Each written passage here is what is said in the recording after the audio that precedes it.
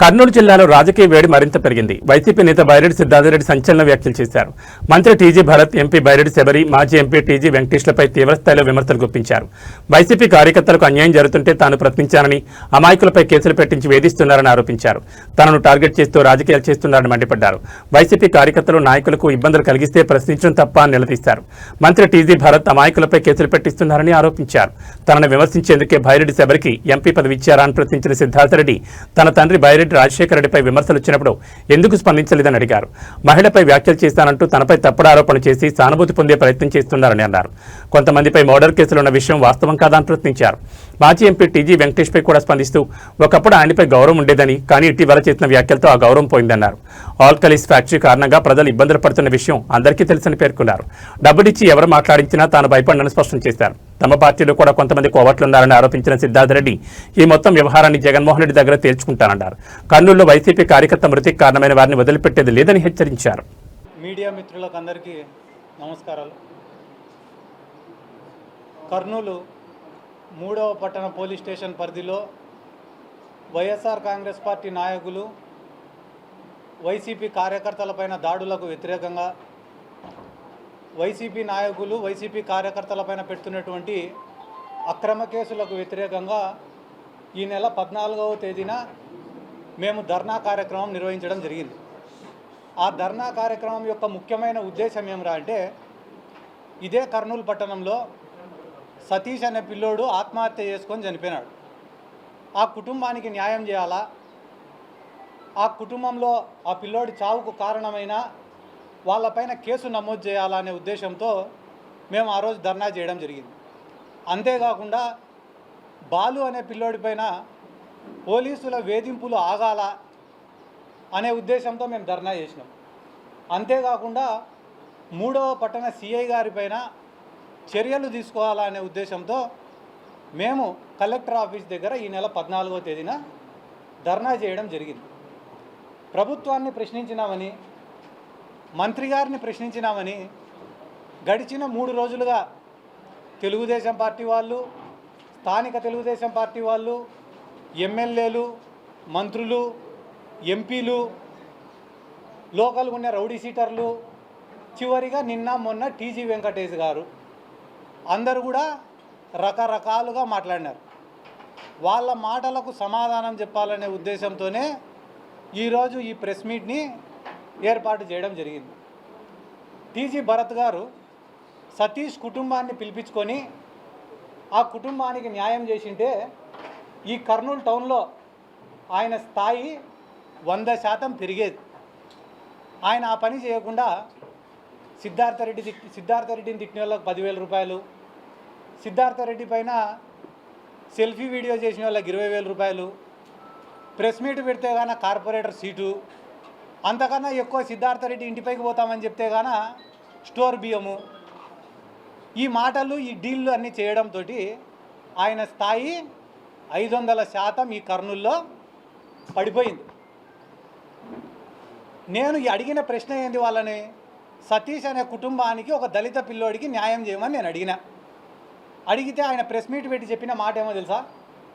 సిద్ధార్థ, నువ్వు టికెట్ తెచ్చుకో, 3 ఎలక్షన్లు చేసినావు, 3 ఎలక్షన్లు చేసినా కూడా నీకు ఏ పార్టీ టికెట్ ఇవ్వాలి అని మాట్లాడుతున్నాడు ఆయన. భరత్ గారు, మీ వయసు ఎంత సార్? 50 సంవత్సరాలు. మీరు ఎమ్మెల్యే అయింది ఏ వయసులో సార్? 48 సంవత్సరాలకి. మీరు మొట్టమొదటిసారి ఎమ్మెల్యే నిలబడింది ఎప్పుడు సార్? 43 సంవత్సరాలకి. నా వయసు ఎంత సార్? 33 సంవత్సరాలు. నీ వయసు వచ్చినప్పటికీ కూడా నాకు టికెట్ రాకుంటే అప్పుడు అడుగు. నేను ఎమ్మెల్యే కావాలనే కోరిక నాకన్నా ఎక్కువ నీకు ఉండడం ఏంది?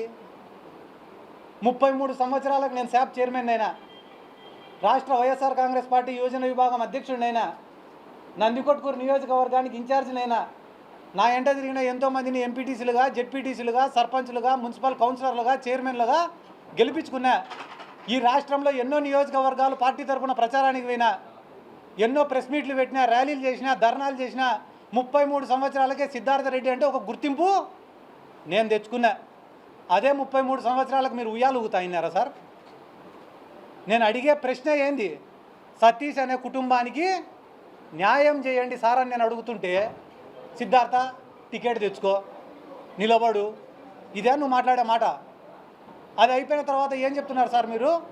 సిద్ధార్థ ఫాల్స్ అలిగేషన్స్ చేయొద్దు అని మాట్లాడుతున్నారు మీరు. మీరు ఏ ఫార్మా కంపెనీ కాడ డబ్బులు తెచ్చుకున్నారనేది నేను చెప్పేదానికి సిద్ధంగా ఉండా, కానీ గవర్నమెంట్లో ఉండేది మీరు.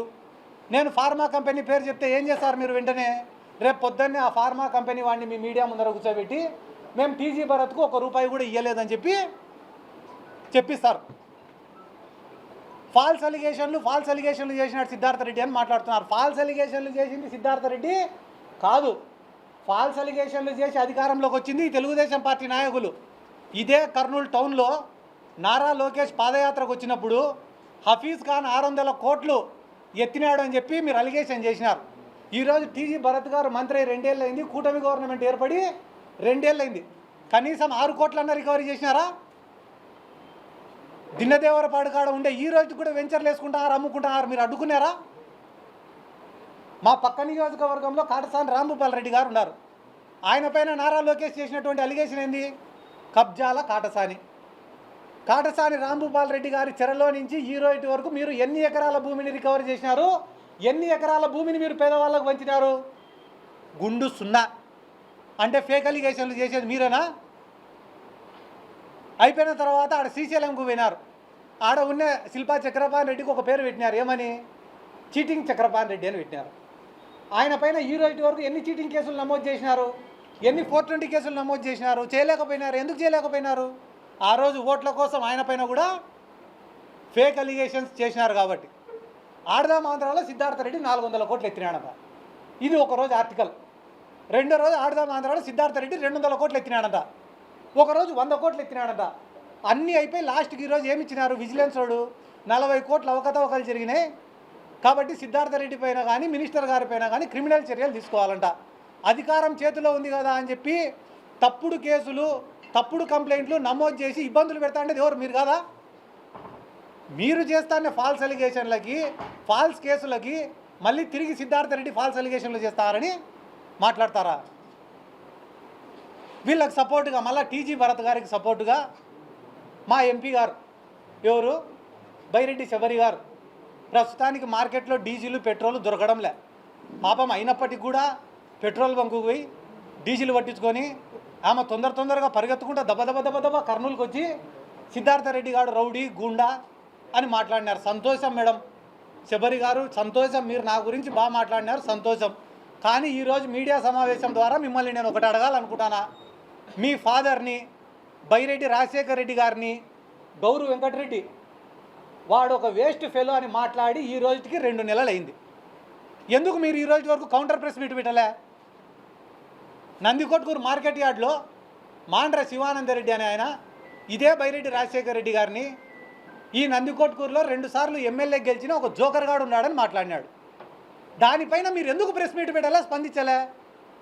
నందికొట్కూరు ఎమ్మెల్యే జయసూర్య గారు ఏమన్నాడు? ఆయన బైరెడ్డి రాజశేఖర రెడ్డికి మా తెలుగుదేశం పార్టీకి సంబంధమే లేదు, అతను చెప్తే ఏ ఒక్క అధికారి కూడా స్పందించాల్సినటువంటి అవసరం లేదు అని చెప్పి 100 మంది ముందర మాట్లాడినాడు.